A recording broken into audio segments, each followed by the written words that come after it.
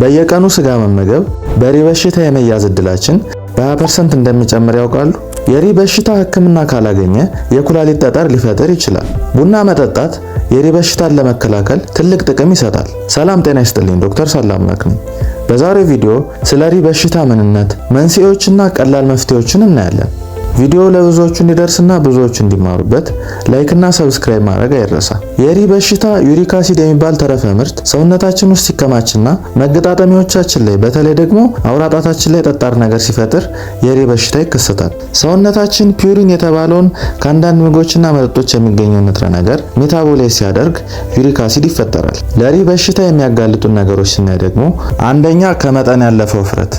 ውፍረት ዩሪክ አሲድ በብዛት እንዲመረትና ከሰውነታችን እንዳይወገድ በማድረግ ለሪ በሽታ ያጋልጣል። ሁለተኛ የተለያዩ የውስጥ ደዌ በሽታዎች ለምሳሌ ደም ግፊት፣ የስኳር ህመም፣ የኩላሊት ህመም ወይም ደግሞ ክሮኒክ ኪድኒ ዲዚዝ እና የልብ ህመም ዩሪክ አሲድ እንዲጨምር ያደርጋሉ። ሶስተኛ በቂ ውሃ አለመጠጣት። በቂ ውሃ አለመጠጣት ደማችን ውስጥ ዩሪክ አሲድ ኮንሰንትሬትድ እንዲሆን በማድረግ ጠጣር ነገር ወይም ክሪስታል ይፈጥራል። ይህም የሪ በሽታን ያመጣል። አራተኛ አንዳንድ መድኃኒቶች ለደም ግፊት የሚሰጡ መድኃኒቶች ለምሳሌ ሃይድሮክሎሮቲያዛይድ ወይም ኤችሲቲ፣ አስፕሪን እንዲሁም ደግሞ አንዳንድ የካንሰር መድኃኒቶች ዩሪክ አሲድ ሊጨምሩ ይችላሉ። አምስተኛ ፒውሪን ያላቸው ምግቦችና መጠጦች አዘውትሮ ቀይ ስጋ መመገብ፣ ጉበትና ኩላሊት መመገብ፣ አልኮልና የለስላሳ መጠጦችን ማዘውተር ዩሪክ አሲድ በመጨመር የሪ በሽታ ሊያመጣ ይችላል። ስድስተኛ የእድሜ መግፋት።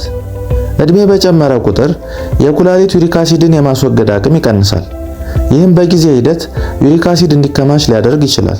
ከፍተኛ ዩሪክ አሲድ በደማቸው ያላቸው ሰዎች ሁሉ ምልክት አያሳዩ። ነገር ግን ከ10 እስከ 15% የሚሆኑ ሰዎች የሪ በሽታ ምልክት ያሳያሉ። ምልክቶቹን ስናይ ደግሞ አብዛኛውን ጊዜ የእግራችን አውራ ጣት ላይ ድንገተኛና ከፍተኛ የሆነ ህመም፣ እብጠት፣ መቅላትና ለመንቀሳቀስ መቸገር እንዲሁም ደግሞ ትኩሳት ዋና ዋና ምልክቶቹ ናቸው። የኩላሊት ጠጠር ከተፈጠረ ደግሞ የጀርባ ወይም የጎን ህመም እንዲሁም ደግሞ ደም የቀላቀለ ሽንት ሊኖር ይችላል። መፍትሄዎቹን ስናይ ደግሞ አንደኛ በቂ ውሃ መጠጣት።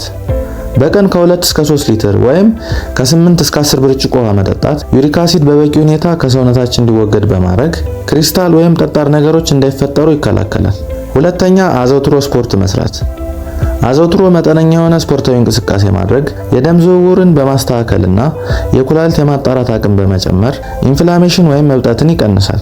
በቀን ለ30 ደቂቃ በሳምንት ደግሞ 5 ጊዜ ወክ ማድረግ፣ ዋና፣ ሳይክል መንዳትና ቀለል ያሉ የስትሬንግዝ እንቅስቃሴዎችን ማድረግ ትልቅ ጥቅም አለው።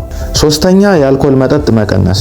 የአልኮል መጠጦች በተለይ ቢራና ድራፍት ከፍተኛ የሆነ የፒውሪን መጠን ስላላቸው የሪ በሽታን ያባብሳሉ።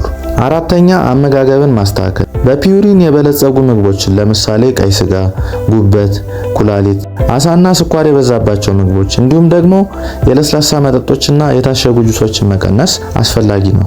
ዝቅተኛ የፒውሪን መጠን ያላቸው ምግቦች ለምሳሌ ብርቱካን፣ እንጆሪ፣ ብሉቤሪና አፕል፣ አትክልቶች ለምሳሌ ጎመን፣ ስፒናችና ብሮኮሊ መመገብ እብጠትን ይቀንሳል። ሌላው ደግሞ ካሮት፣ ዝኩኒ፣ ቀይ ስርና አጃ ዩሪክ አሲድን ለመቀነስና የሪ በሽታን ለመከላከል ጠቃሚ ምግቦች ናቸው። አምስተኛ ቡና መጠጣት። ጥናቶች እንደሚያሳዩት በቀን ከ2 እስከ 3 ሲኒ ቡና መጠጣት የደም ዩሪክ አሲድ መጠንን በበቂ ሁኔታ ሊቀንስ ይችላል። ቡና መጠጣት ዩሪክ አሲድ ከሰውነታችን እንዲወገድ ከማገዙም በላይ ኦክሲዴቲቭ ስትረስና እብጠትንም ይቀንሳል። ስድስተኛ የህመም ማስታገሻ መድኃኒቶች። ኤንሴድስ የሚባሉት የህመም ማስታገሻ መድኃኒቶች ልክ እንደ አይቡፕሮፊን፣ ዳይክሎፌናክ እና ኢንዶሜታሲን አይነት መድኃኒቶች እብጠትና ህመሙን ይቀንሳሉ። ነገር ግን ተጓዳኝ የጤና ችግሮች ለምሳሌ የኩላሊት ህመም፣ የጨጓራ ህመምና የልብ ችግሮች ካሉ ሌሎች መድኃኒቶችን ለምሳሌ ስቴሮይድ እና ኮልቺሲን አይነት መድኃኒቶች በሐኪም ትዕዛዝ ይሰጣሉ። ሰባተኛ ተጓዳኝ በሽታዎችን መቆጣጠር። የደም ግፊት፣ ስኳርና የኮሌስትሮል ችግር ካለ የህክምና ክትትል ማድረግ አስፈላጊ ነው። የሪ በሽታ ምልክቶችን ማየት ከጀመራችሁ በፍጥነት ወደ ህክምና ተቋማት መሄድና አስፈላጊውን ምርመራ ማድረግ ያስፈልጋል። የዛሬው ቪዲዮ ይህንን ይመስላል። ሐሳብ አስተያየታችሁን ጻፉልን። አዲስ ከሆናችሁ ሰብስክራይብ በማድረግና የደወል ምልክቱን በመጫን ቤተሰብ መሆን ትችላላችሁ።